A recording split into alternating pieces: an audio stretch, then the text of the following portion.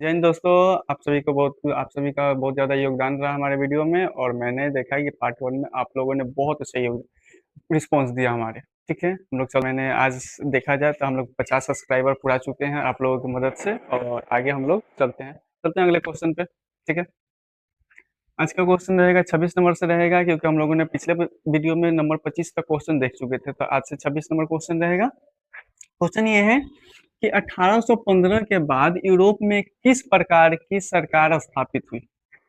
1815 के बाद सबको पता है कि 1815 में हुआ क्या था। तो 1815 में सर हुआ था वियना कांग्रेस।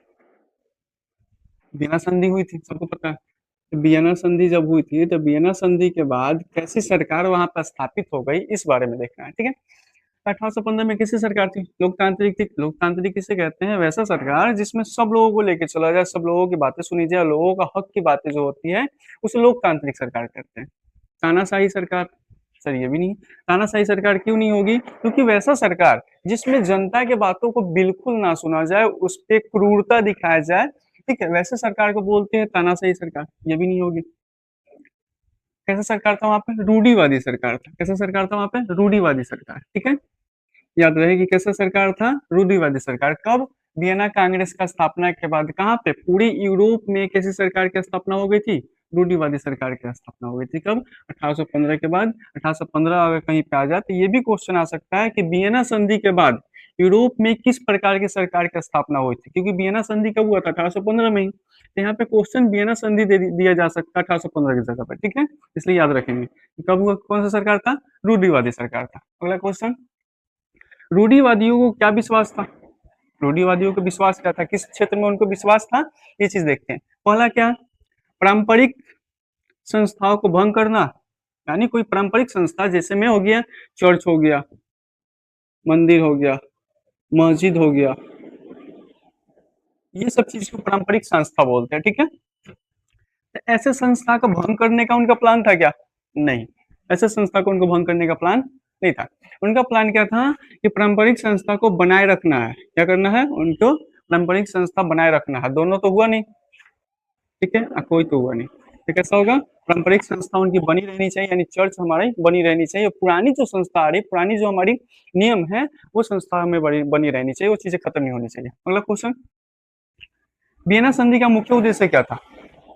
इनका मेन जो उद्देश्य था वो क्या था, ये याद रखेंगे। वियना संधि जब हुआ था तो उनका मेन सोर्स क्या था, मेन उद्देश्य क्या था, तो उनका प्लान क्या था कि आगे क्या करना है। ठीक है, पहला चीज देखते हैं। बुर्बो वंश का स्थापना करना था।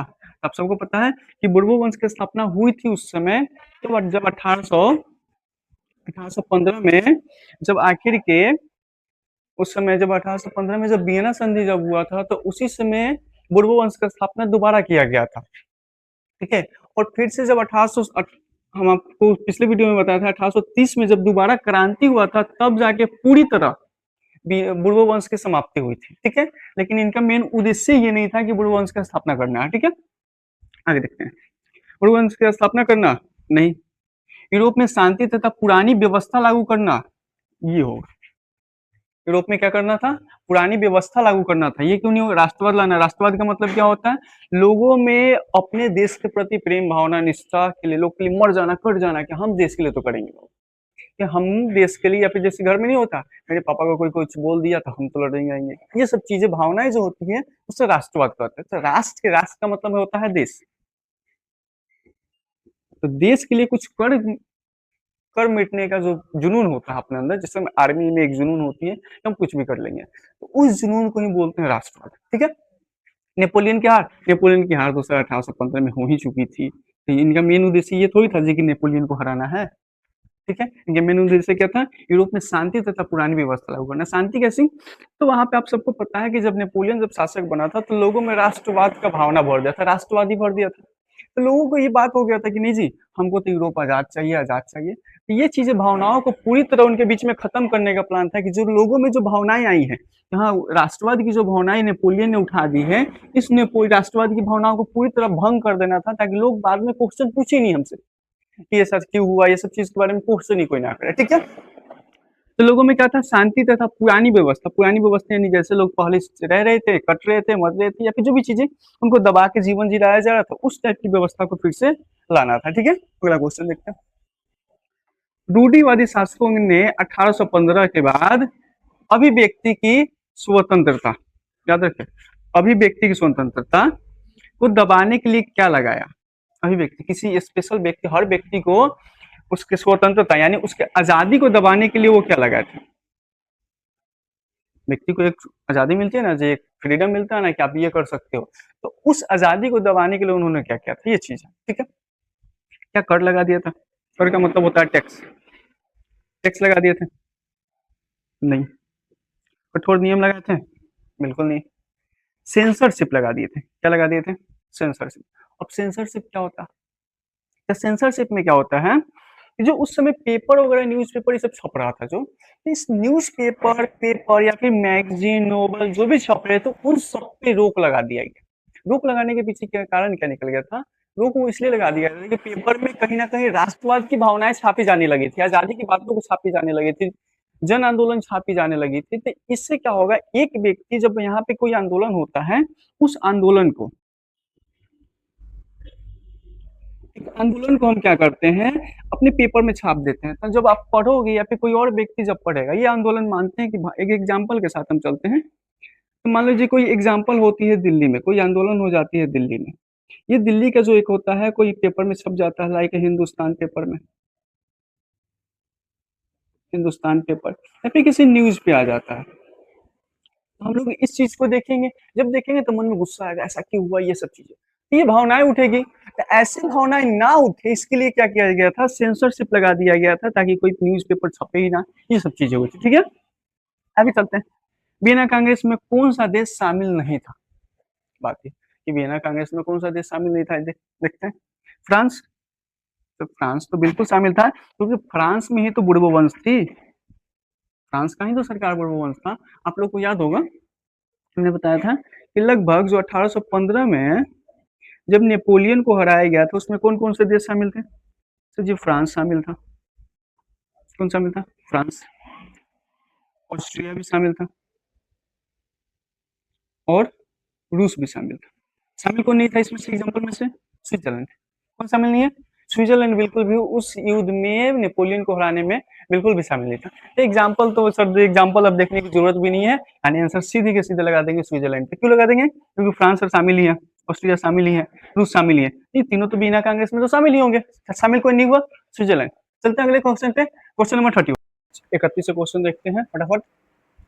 Giuseppe Mazzini. अब मेजिनी का पूरा नाम क्या था? ग्यूसेप मेजिनी का जन्म कहाँ हुआ था, ये क्वेश्चन है। ग्यूसेप मेजिनी का जन्म हुआ था फ्रांस? नहीं। यूनान? बिल्कुल नहीं। रूस?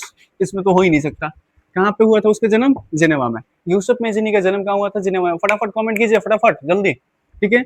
मेजिनी का जन्म किस वर्ष हुआ था, जल्दी बताइए। मेजिनी का जन्म किस वर्ष हुआ था, जल्दी फटाक से। कोई है कोई? जल्दी जल्दी वेट कर रहा हूं मैं। 5 4 3 2 1, चलिए अब हम बताते हैं, ठीक है। 1785? नहीं। 1783? बिल्कुल नहीं। कितना में हुआ था मेजनी का जन्म? 1807 में। 1807 में, इसमें नहीं। यानी मेजनी का जन्म कब हुआ था? 1807 में, याद रखिएगा। मेजनी का जन्म कब हुआ था? मेजनी से रिलेटेड क्वेश्चन पूछी जा सकती है। मेजनी का जन्म कब हुआ? 1807 ईस्वी में।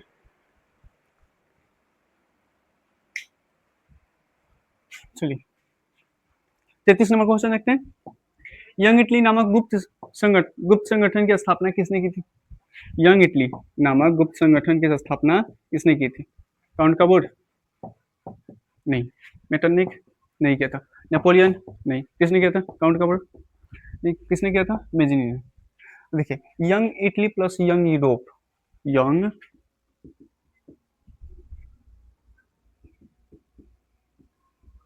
यंग इटली और यंग यूरोप,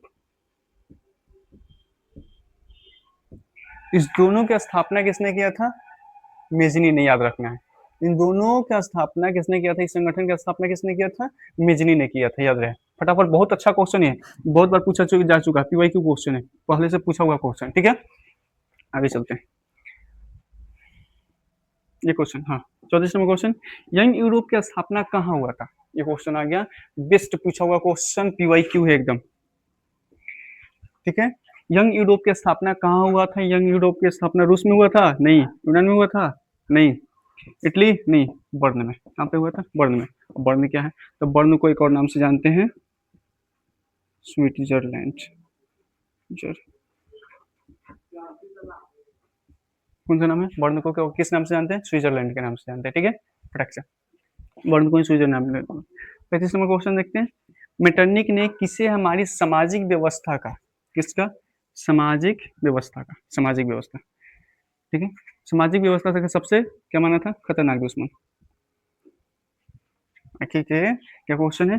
मेटरनिक ने किसे हमारी सामाजिक व्यवस्था का सबसे खतरनाक दुश्मन माना था, बताया था, ठीक है।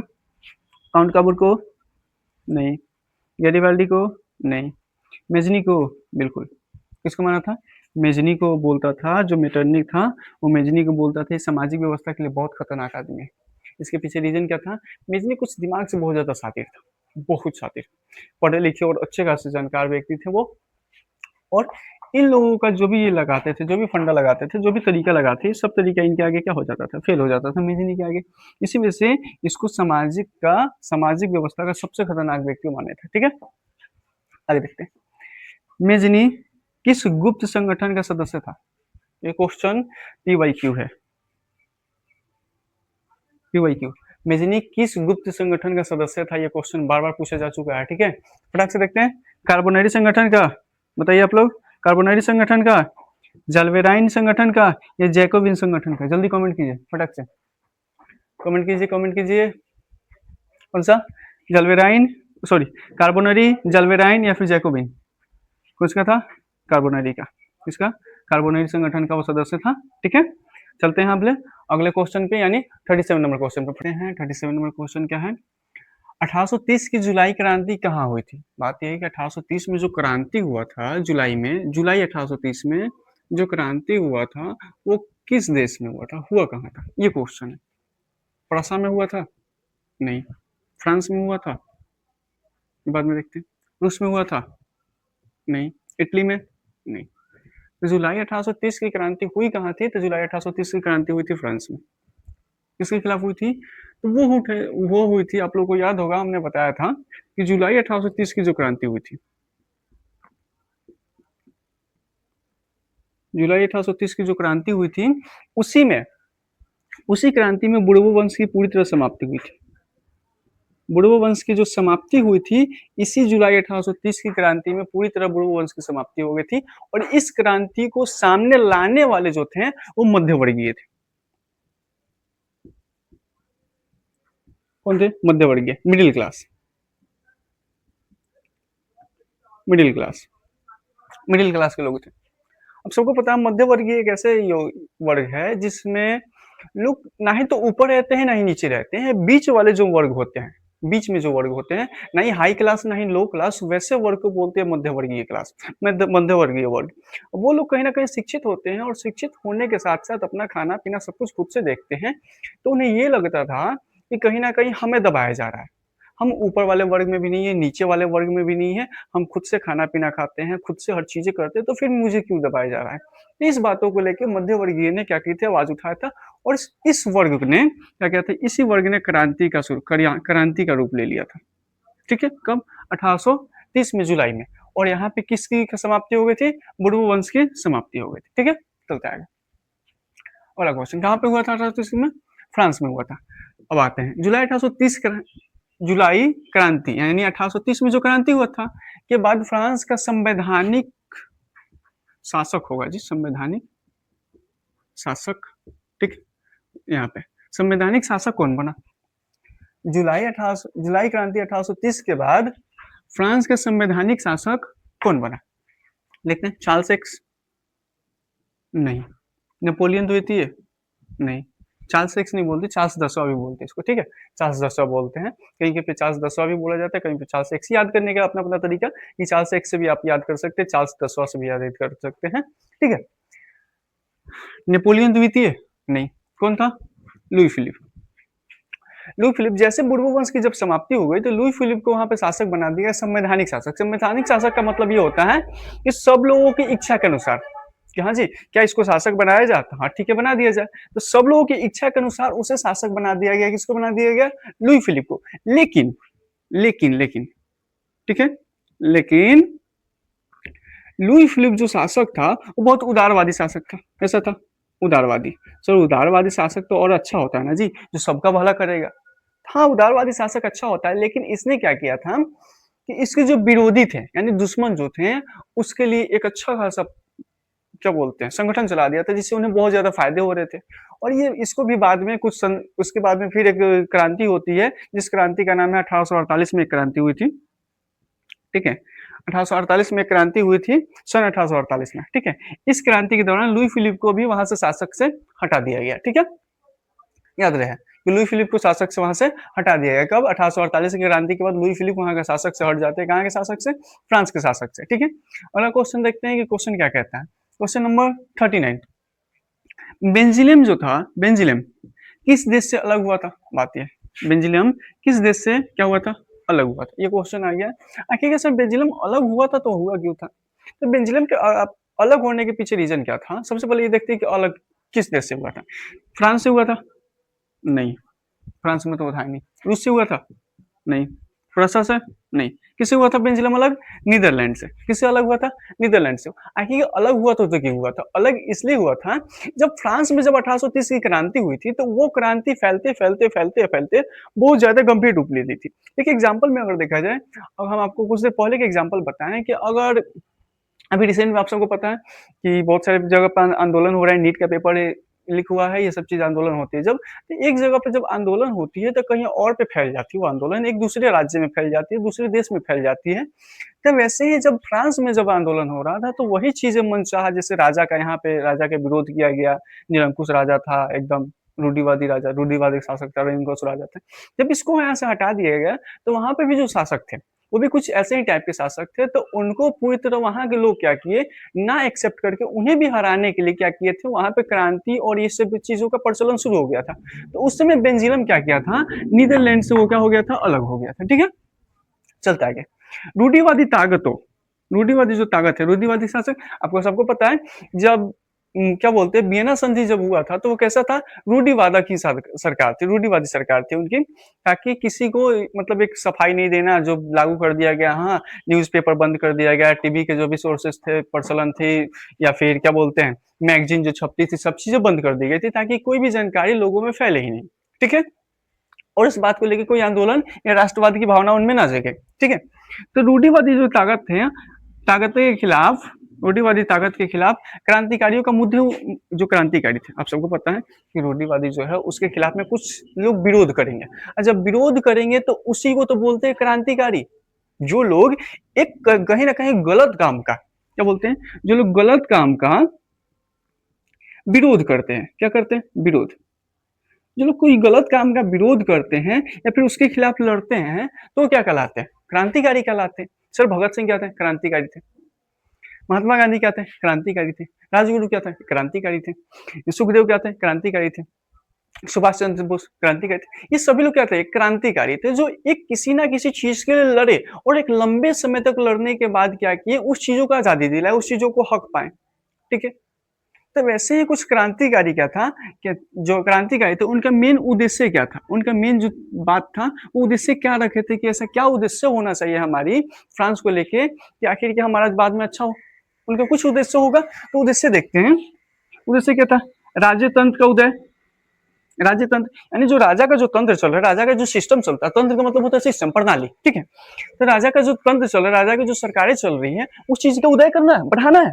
बिल्कुल नहीं, अरे बढ़ा देंगे तो वहां के जो लोग हैं अभी तो कम दबाए जा रहे हैं, और ज्यादा दबाना शुरू हो जाएंगे। तो ऐसा चीजें क्रांतिकारियों का कभी तो सोच ही नहीं होगा, क्योंकि क्रांतिकारी तो राजा को हटाना चाहते हैं, तो उनका ये उद्देश्य हो ही नहीं सकता। दूसरा देखते हैं, राष्ट्र, राष्ट्र राज्यों का उदय। ये तो हो सकता है सर, राष्ट्र राज्यों का उदय, कि मेरा जो राष्ट्र है, राष्ट्र यानी देश, राष्ट्र यानी क्या होता है, देश, राज्य यानी सबको पता है स्टेट, तो राष्ट्र राज्य क्या क्या होना, उदय होना, डेवलपमेंट। ये चीजें तो उनका बिल्कुल होगा, कि वो सोचेंगे कि कहीं ना कहीं हमारा राष्ट्र क्या, हमारा देश क्या है, उसका उदय होना चाहिए, विकास होना चाहिए। ठीक है, आगे देखते हैं, राजतंत्र का अंत, राजतंत्र का क्या करना जी, अंत, तथा राष्ट्र राज्यों का उदय, क्या ये सही होगा? सबसे पहले सर यहाँ पे उदय की बात थी, तो उदय तो करेंगे नहीं, वो क्या करना चाहते होंगे, अंत करना है। ठीक है, और उसके साथ साथ में किसका उदय करना है, राष्ट्र राज्यों का। तो ऑप्शन नंबर सी, कि राजतंत्र का क्या करना है, कि सबसे पहले राजतंत्र का सर जी अंत करना है, और राष्ट्र राज्य का क्या करना है, उदय करना है। ठीक है, अगला क्वेश्चन देखते हैं।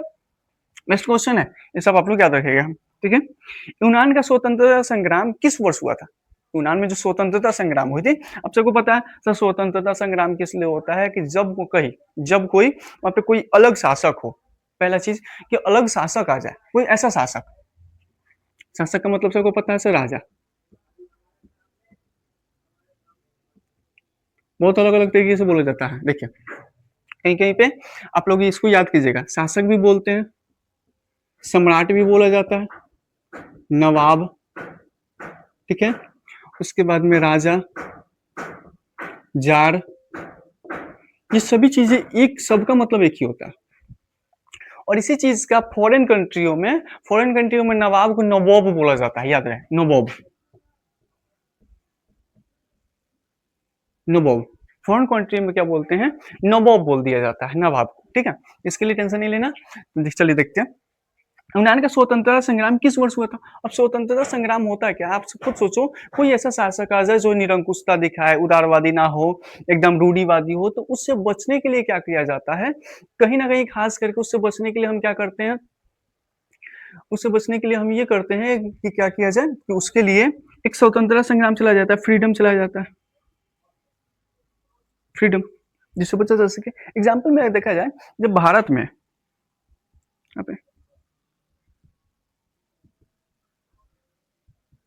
जब भारत में अंग्रेजों का शासन था, अंग्रेजों का क्या था जी, शासन था, तो इसके लिए जो हमारे जो शासक, जो भी हमारे जो क्रांतिकारी थे, उन्होंने क्या चलाया, स्वतंत्रता संग्राम, जिससे हमें क्या मिल सकती है, आजादी मिल सकती है, क्रांतिकारी। अब क्रांतिकारी में बहुत सारे थे, महात्मा गांधी भी थे, भगत सिंह भी थे, सुभाष चंद्र बोस भी थे, बहुत सारे लोग थे, ठीक है।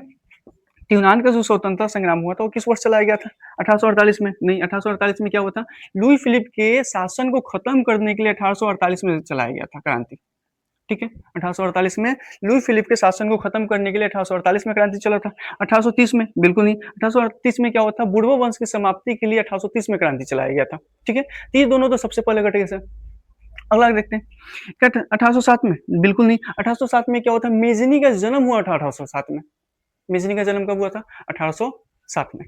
तो बच कौन सा डेट गया, 1821, यानी जो यूनान में स्वतंत्रता संग्राम कब चलाई गई थी, 1821 में, याद रहे, ठीक है। अगला क्वेश्चन देखते हैं, क्वेश्चन नंबर 42, यूनान को स्वतंत्र राष्ट्र के रूप में मान्यता किस संधि के द्वारा बाद मिला था। यूनान जब स्वतंत्रता संग्राम चलाया था तो कोई वहां पे एक संधि हुई थी, किस संधि के द्वारा ये बताया गया था कि यूनान अब आजाद हो चुका है, राष्ट्र स्वतंत्र हो चुका है, किस संधि के दौरान, वियना कांग्रेस संधि के दौरान, नहीं सर, वियना कांग्रेस संधि के दौरान तो ऐसी कोई बात ही नहीं थी। और वियना संधि जो कांग्रेस हुआ था, खास करके फ्रांस के रिलेटेड हुआ था, और इसके जो चांसलर थे वो मेटरनिक थे। मेटरनिक था कहाँ का, तो सर मेटरनिक जो था ऑस्ट्रिया का चांसलर था, और ऑस्ट्रिया के साथ साथ में पूरे उस जो वियना संधि का भी चांसलर वही था, वही कंट्रोल करता था खास करके। तो ये तो हो नहीं सकता, ठीक है, कौन सा होगा, कुस्तुनतुनिया, कौन सा, कुस्तुनतुनिया की संधि, कुस्तुनतुनिया की जो संधि हुई थी, उस संधि के दौरान यूनान को स्वतंत्र राष्ट्र के रूप में क्या किया गया था जी, घोषित कर दिया गया था, ठीक है। यूनान अब क्या हो चुका है, पूरी तरह आजाद हो चुका है। चलते हैं अगले क्वेश्चन पे, क्वेश्चन नंबर 43 पर। क्वेश्चन कह रहा है कुस्तुनतुनिया, कौन सा थे, कुस्तुनतुनिया की संधि किस वर्ष हुआ था, बात यह है क्या, कुस्तुनतुनिया की जो संधि हुई थी वो कब हुई थी, ठीक है। क्या 1840 में हुआ था, कमेंट करो आप लोग फटाक से जल्दी, नहीं। क्या 1830 में, नहीं। 1818 में, नहीं जी, बच कौन सा गया, 1832। तो कुस्तुनतुनिया की जो संधि हुई थी वो कब हुई थी, 1832 में। और ये संधि में क्या हुआ था, यूनान को क्या घोषित किया गया था, स्वतंत्र घोषित किया गया था। कुस्तुनतुनिया की संधि के दौरान यूनान को स्वतंत्र घोषित किया गया था, ठीक है, याद रहे। तो वो संधि कब हुआ था, 1832 में। अगला क्वेश्चन देखते हैं, 44 नंबर, यूनान किस साम्राज्य का हिस्सा था, यूनान जो था किस साम्राज्य का हिस्सा था, कुछ साम्राज्य होगी जिसका वो हिस्सा पार्ट बना हुआ होगा, बिल्कुल होगा सर। तो कौन सा साम्राज्य था ये देखते हैं, क्या जर्मनी का कोई साम्राज्य था, नहीं। क्या फ्रांस का कोई साम्राज्य था, बिल्कुल नहीं। क्या तुर्की का कोई साम्राज्य था, या प्रसा का कोई साम्राज्य था, किसका साम्राज्य था, तुर्की का साम्राज्य था। तुर्की में एक साम्राज्य पाया जाता था,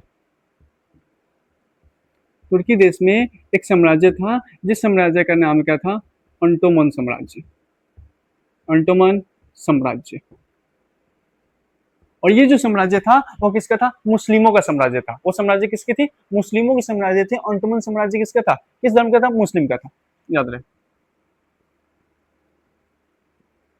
ठीक है, ये साम्राज्य किसका था? मुस्लिम का साम्राज्य था। कौन सा? ओटोमन साम्राज्य। किस देश का था? तुर्की देश के। तुर्की साम्राज्य के अंतर्गत ये आता था ओटोमन साम्राज्य। ठीक है, तो यूनान की साम्राज्य का हिस्सा हो गया जी ओटोमन साम्राज्य का, और तुर्की देश का, यानी तुर्की साम्राज्य का ये था। ठीक है, आगे चलते हैं। प्रसिद्ध अंग्रेज, प्रसिद्ध जो अंग्रेज है वो कवि थे। कौन था प्रसिद्ध अंग्रेज कवि? कौन था? जो यूनान के स्वतंत्रता संग्राम में शहीद हुआ। ऐसा कौन सा व्यक्ति था जो यूनान का जब स्वतंत्रता संग्राम चल रहा था उसमें बेचारा शहीद हो गया था? जानते हैं कोई व्यक्ति? कौन सा व्यक्ति था ये पता करते हैं। Lord Byron. ये लॉर्ड कौन लगाएगा जी? लॉर्ड क्यों लगाएंगे हम? लॉर्ड किसे लगाते हैं? भगवान को। ये लॉर्ड थे? भगवान थे? नहीं ना, भगवान नहीं लगा, लॉर्ड नहीं लगाएंगे। बायरन था, मेजनी था, या फिर बिस्मार्क, या फिर कोई इनमें से कोई नहीं। कौन था? कौन था? जल्दी जल्दी जल्दी फटाक से कमेंट कीजिए। बायरन था। कौन था? बायरन। बायरन था। बायरन ने क्या हुआ था? बायरन को इसने क्या किया था जब ये चीजें हुई थी, यूनान का जब स्वतंत्रता संग्राम हुआ था, इसने बहुत सारा धन इकट्ठा किया था। बहुत सारा धन इकट्ठा करने के बाद और धन दौलत ले जाने के बाद वहां पे लड़ा, और लड़ने के बाद वहां पे लड़ने के लिए गया, जब जब लड़ने गया,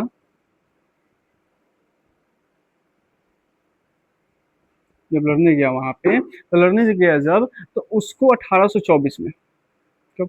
1824 में उसको हो गया बुखार। क्या हो गया था? बुखार। बुखार होने की वजह से इसकी जान चली गई। ठीक है, 1824 में वायरन की बुखार होने की वजह से इसकी जान चली गई थी। ठीक है, अगला क्वेश्चन देखते हैं। क्वेश्चन कहाँ गया जी? हाँ, रोमानीवाद क्या था? रोमानीवाद है क्या? एक धार्मिक आंदोलन, एक सांस्कृतिक आंदोलन, व्यापारिक आंदोलन, या इनमें से कोई नहीं? देखते हैं। धार्मिक आंदोलन नहीं था। कौन सा आंदोलन था? सांस्कृतिक आंदोलन। सांस्कृतिक आंदोलन में ये हुआ था कि उस समय बात ये हुई थी कि क्या किया जाए, कि जो भी चीजें होगी, जैसे ग्रंथ हो गया, बुक हो गया, ये सब चीजों के माध्यम से क्या किया जाए, लोगों में क्या भर दी जाए? राष्ट्रवाद भर दी जाए। राष्ट्रवाद की भावना भर दी जाए। किसके माध्यम से? एक सांस्कृतिक आंदोलन के माध्यम से। ठीक है, अगला क्वेश्चन देखते हैं। 47, जर्मन दार्शनिक योहान, क्या नाम है? योहान गॉटफ्रीड ने राष्ट्र की सच्ची आत्मा कहाँ ढूंढने पर जोर दिया? यानी जो व्यक्ति थे, जर्मनी के जो दार्शनिक थे, इन्होंने, जो योहान गॉटफ्रीड थे, ये राष्ट्र की भावना, राष्ट्र की जो सच्ची भावना, एक निष्ठा होता है, एक प्यार जो होता है, वो उन्होंने कहाँ ढूंढने पर जोर दिया था? कहाँ ढूंढा था? ग्रंथ में नहीं। पुरोहितों के पास? पुरोहित जानते हैं ना जी, पंडित? बिल्कुल नहीं। ठीक है, किताबों में नहीं। किसके पास? आम जनता के पास। किसके पास? आम जनता के पास। उनका मानना यह था कि अगर किसी राष्ट्र के प्रति अगर प्रेम भावना, निष्ठा अगर देखना है, तो राजा के पास वो चीजें नहीं मिल सकती हैं। वो कभी भी मिलेगी तो किसके पास मिलेगी? आम जनता के पास। वो कितनी ज्यादा अपने देश के लिए मर मिटने को तैयार है। अगर अगला क्वेश्चन देखते हैं, 48 नंबर। पोलैंड में राष्ट्रवाद की भावना को जीवित रखने के लिए भाषा और संगीत संगीत का उपयोग किसने किया था? पोलैंड में कि आखिर के क्या जीवित रहे जी? राष्ट्रवाद। राष्ट्रवाद पूरी तरह जीवित रहे, लोग लोग राष्ट्रवाद को भूले ही ना, कि हमारे देश के लिए कुछ करना है। ये भावना जैसे हम लोग का होता है ना जी, मान लीजिए क्या होता है, 15 अगस्त या 26 जनवरी जब आता है, 15 अगस्त,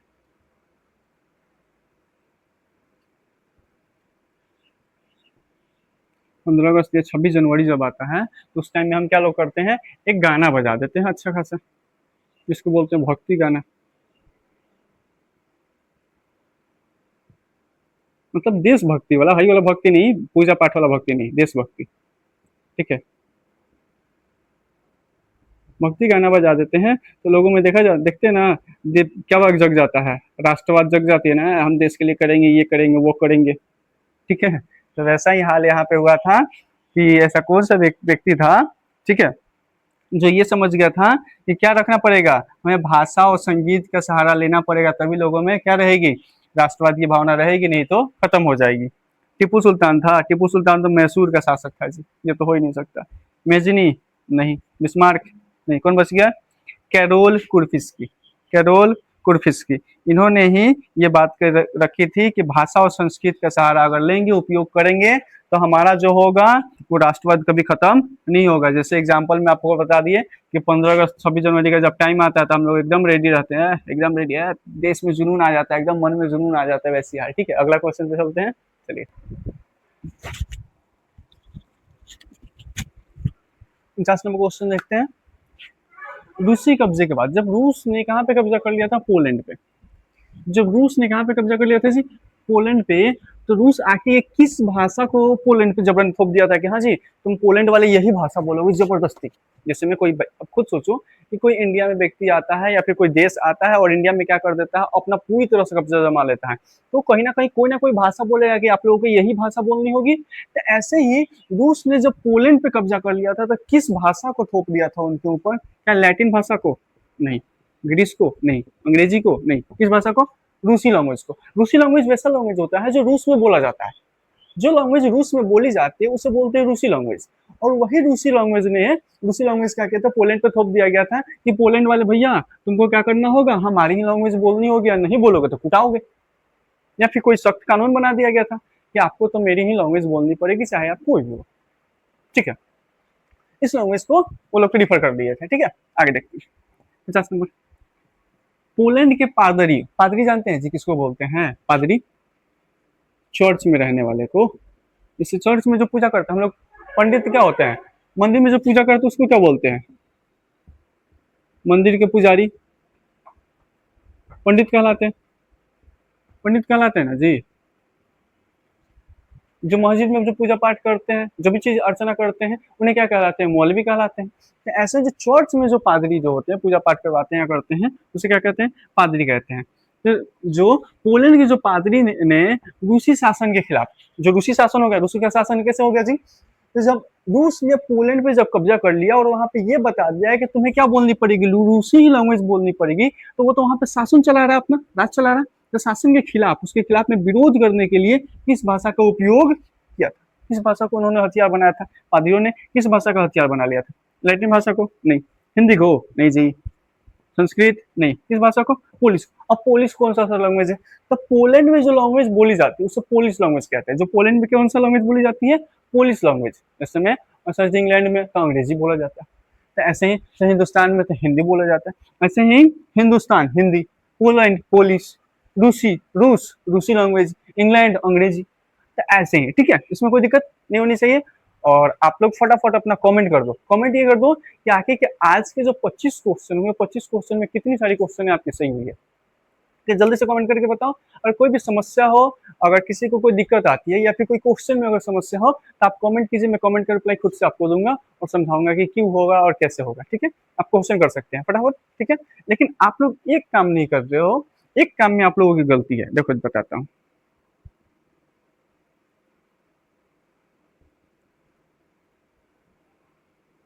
ये काम आप लोग नहीं कर रहे हो, मुझे दिख रहा है।